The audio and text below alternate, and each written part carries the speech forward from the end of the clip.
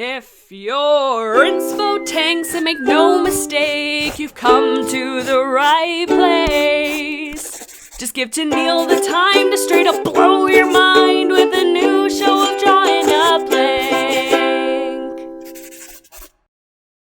Alright, y'all, we're here! The final stage of putting together this animation meme. We've created all of our separate elements, but what do we do with them now? This episode is going to, yet again, be a lot of technical jargon, but thanks to your positive response in the line art video, I feel confident that we can tackle this together. Let's go! First things first, let's go into Toon Boom and render all of our animations out properly.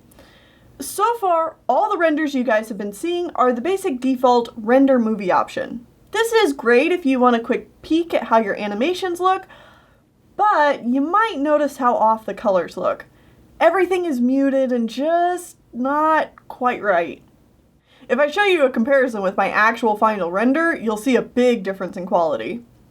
We spent this long getting everything looking just right, and we don't want to be stuck with these bad colors now. That would just be disappointing. So how do we achieve a good looking render? Well, first thing we want to do is go into our network and find the right tab. Open its properties and select PNG4 as your output file type. Like a PNG, this will render each frame of your animation out with a transparent background. And yes, each frame. So be sure you have a good location for your frames to be rendered to. Luckily, Toon Boom defaults to putting all the rendered frames into a frames folder on your project file.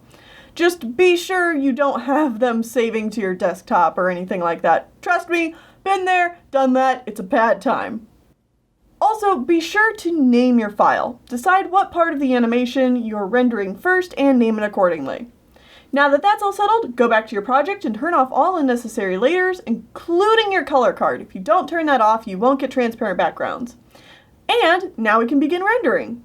Go to the file, render your network, and get started. Then just rinse and repeat the process until you have all of your animations rendered.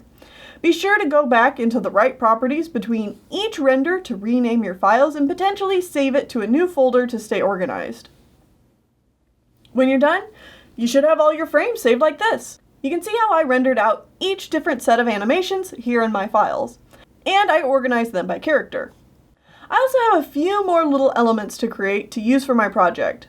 Some additional color splashes that I'll be using for the final render. I need a color gradient and color splats for Dawnfrost, Golden Pelt, and Spotted Shadow. Okay, so now that we have our animation frames, our portrait pieces, our color splashes, our music, we can finally take all of this and start working on putting it together. For my video editing, you can see that I use After Effects, and I use it on Sean and I's Mac. This is actually where I do most of my editing. My poor laptop just barely handles Toon Boom, Painttool Sai, and Photoshop, so I let the Mac handle editing and rendering. Anyway, I don't have time to get into all the things you can do with After Effects. This is a really nifty program, but I can at least go over some of the important things that I do when editing an animation together.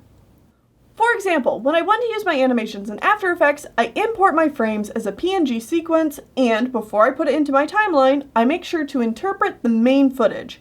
After Effects defaults to playing PNG sequences at 30 FPS, or frames per second, and so we need to change that number back to 24, because that's what we animated it at. So if you don't, you're going to be playing your animation and wondering why it's playing so fast and not the correct length. Now that I'm putting everything together and I can kind of see what the final end product is going to look like, I can really play around with how I want it to look.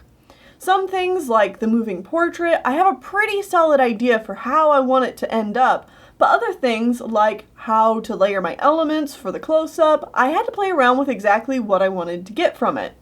Or even just testing different effects out to see if I like it or not.